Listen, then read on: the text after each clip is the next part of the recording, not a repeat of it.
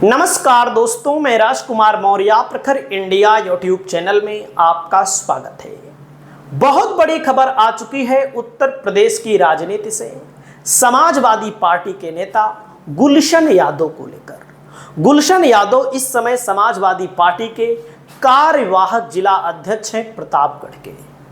2022 में गुलशन यादव ने रघुराज प्रताप सिंह उर्फ राजा भैया के खिलाफ कुंडा में चुनाव लड़ा था, जहां पर अखिलेश यादव आए थे रैली करने और उन्होंने कहा था अब की बार कुंडा वालों कुंडी लगा देना। हालांकि समाजवादी पार्टी की सरकार भी नहीं बन पाई, गुलशन यादव चुनाव जीत भी नहीं पाए। समाजवादी पार्टी पक्के तौर पर 2027 में गुलशन यादव को चुनाव लड़ाना चाहती है, लेकिन गुलशन यादव को इस समय तमाम यातनाओं से गुजरना पड़ रहा है, तमाम तरह का शोषण किया जा रहा है।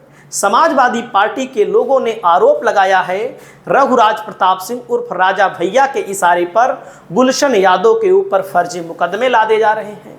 गुलशन यादव की संपत्ति शासन प्रशासन से मिलकर कुर्क कराई जा रही है, ऐसा आरोप लगाया गया है समाजवादी पार्टी के नेताओं के द्वारा।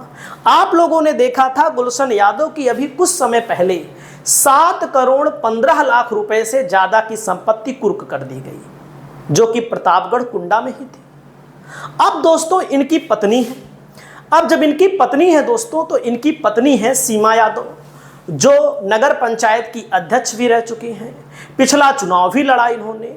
अब सीमा यादव के ऊपर भी कानूनी शिकंजा कस के इनकी संपत्तियों को भी जब्त कर लिया गया है। इनकी संपत्ति 1 करोड़ करीब 10 लाख से ज्यादा की संपत्ति दोस्तों लखनऊ में शासन ने प्रशासन ने बोर्ड लगा करके जब्त कर लिया। इसके पहले मैं आपको बताना चाहता हूं, गुलशन यादव के सगे भाई हैं छविनाथ यादव, जो समाजवादी पार्टी के वर्तमान के भी जिला अध्यक्ष हैं। गुलशन यादव कार्यवाहक जिला अध्यक्ष हैं। छविनाथ यादव जब जेल में नहीं थे, मैं आपको बताना चाहूंगा समाजवादी पार्टी प्रतापगढ़ में बहुत ज्यादा सक्रिय थी। सक्रिय का मतलब हर कार्यक्रम में जाना, मिलना जुलना। यहां तक कि लोग ये भी कहते हैं और हमने भी देखा है, जैसे जनता के सामने गुलशन यादव से अच्छी छवि मानी जाती है छविनाथ यादव की। गुलशन यादव से अच्छी इसलिए मानी जाती है क्योंकि मीडिया से कैसे बात करना है, कार्यकर्ताओं से कैसे बात करना है, बखूबी तरीके से छविनाथ यादव को आता है। लेकिन छविनाथ यादव जब जेल में जा चुके हैं, गुलशन यादव के ऊपर गैंगस्टर का मुकदमा है ही, उनकी पत्नी की संपत्ति कुर्क कर ली गई, उनकी संपत्ति कुर्क कर ली गई। अभी बहुत सारे मामले उभरना बाकी हैं, ऐसा सोर्स बता रहे हैं दोस्तों इस मामलों को लेकर मैं आपको बताना चाहूंगा। देख सकते हैं प्रतापगढ़ में सपा नेता गुलशन यादव की संपत्ति होगी कुर्क। 7 करोड़ 15 लाख है, 15,000 गलत से लिखा है कि प्रॉपर्टी, लग्जरी गाड़ियां, जमीनें सबको जब्त कर लिया गया। आप लोगों ने देखा होगा एक खबर, वहीं पर देखा होगा आपने, ये बोर्ड लगाया गया था, मुनादी की गई थी बकायदा ढोल नगाड़ों के साथ।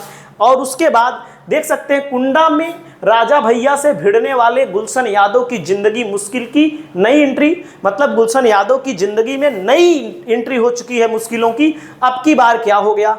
अब की बार दोस्तों हो गया है शारदा नगर है लखनऊ में।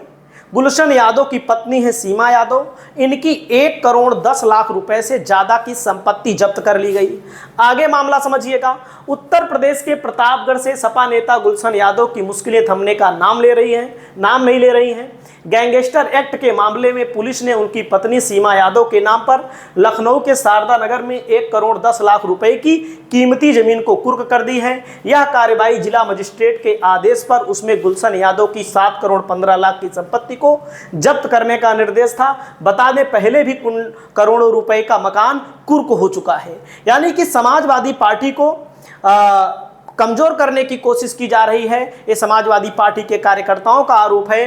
कभी कुंडा विधायक रघुराज प्रताप सिंह उर्फ राजा भैया के करीबी रहे नेता सपा नेता गुलशन यादव की मुश्किलें इन दिनों कम होने का नाम नहीं ले रही हैं। गैंगस्टर एक्ट के तहत 53 मुकदमे भी हैं गुलशन यादव के ऊपर, 53 मुकदमे भी हैं। और उसके अलावा दोस्तों जब यहाँ पर सर्च किया गया तो मैं आपको बताना चाहूँगा, इस कार्यवाही को अंजाम देने के लिए संग्रामगढ़ थाने के प्रभारी और राजस्व विभाग की एक विशेष टीम लखनऊ पहुंची। यह कार्यवाही गैंगस्टर एक्ट के तहत की गई, जिसमें कुल संपत्ति 7 करोड़ 15 लाख रुपया चल अचल को जब्त करने का आदेश है। बता दें इससे पहले भी कुंडा में करोड़ों रुपए की संपत्ति जब्त हो चुकी है। राजा भैया के खिलाफ चुनाव लड़े थे। जब राजा भैया के खिलाफ चुनाव लड़े थे तो मैं थोड़ा से आपको आंकड़ा भी यहां पर दिखाने वाला हूं आगे, और कुंडा का जातिगत समीकरण भी मैं बताने वाला हूं आगे। तो आप देखिएगा, राजा भैया के नाम पर भी कभी 150 से ज्यादा मुकदमे थे, आप समझ सकते हैं। लेकिन राजा भैया पर और बीजेपी के लोगों पर कोई भी कानूनी शिकंजा नहीं कसा जा रहा है। समाजवादी पार्टी आरोप लगा रही है कि सपा नेता हैं, इसलिए गुलशन यादव को परेशान किया जा रहा है। देख सकते हैं दोस्तों, पिछली बार जब चुनाव हुआ, जनसत्ता लोकतांत्रिक पार्टी के राष्ट्रीय अध्यक्ष राजा भैया 99,612 वोट पाते हैं, आपके सामने है। 50% वोट मिलता है इनको, 30,315 वोटों से जीते। गुलशन यादव को 69,297 वोट मिला। सिंधुजा मिश्रा बीजेपी से लड़ी, इनको 16,000 वोट मिला। वहीं पर आप देख सकते हैं यहाँ पर ज़्यादातर राजा भैया ही चुनाव जीत रहे हैं 1992 के बाद। यहाँ पर रघुराज प्रताप सिंह 30,000 से जीते। इसके पहले 17 में जब सपा के साथ थे तो 1,03,647 वोटों से जीते। उसके पहले 88,000, 60,000, 1,00,000 विपक्षी पार्टी का सूफड़ा यहाँ पर साफ हो जाता था। लेकिन समाजवादी पार्टी के कैंडिडेट के तौर पर अब की बार अच्छा चुनाव इन्होंने लड़ा। दोस्तों यहाँ पर देख सकते हैं जातिगत समीकरण, एक अनुमानित बात करें, थोड़ा पिछला ही है, आप मान लिए। यहाँ पर सबसे ज़्यादा SC आबादी 70,000 है, मुस्लिम आबादी 52,000 है, यादव 48,000 है, ब्राह्मण बताए जाते हैं 40,000, ठाकुर 21,000, वैश्य 14,000, अदर OBC भी 15-20,000 है। मतलब इसमें थोड़ा से ज़्यादा ही आंकड़ा होगा। यानी कि मैं आपको जानकारी के लिए बताना चाहता हूं, जैसे अब की बार जब लोकसभा का चुनाव हुआ था 2024 में, राजा भैया की पार्टी यहां पर चुनाव नहीं लड़ी थी। पुष्पेंद्र सरोज सपा से लड़े थे। पुष्पेंद्र सरोज को 1,01,742 वोट मिला, 742। बीजेपी भी लड़ी थी, राजा भैया पार्टी नहीं लड़ी थी। बीजेपी को 65,555 वोट मिला था। समाजवादी पार्टी को लीड मिली थी 36,187 वोटों की।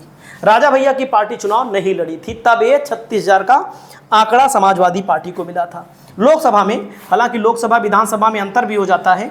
2019 में जब अलग अलग पार्टियां लड़ी थी तो सपा को जहां पर 1,00,000 से ज़्यादा वोट मिला, वहां पर केवल 44,903 वोट मिला।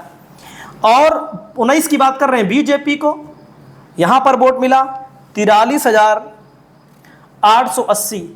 और राजा भैया को, जनसत्ता दल को जो 2019 में वोट मिला था, क्योंकि 2019 में 82,252।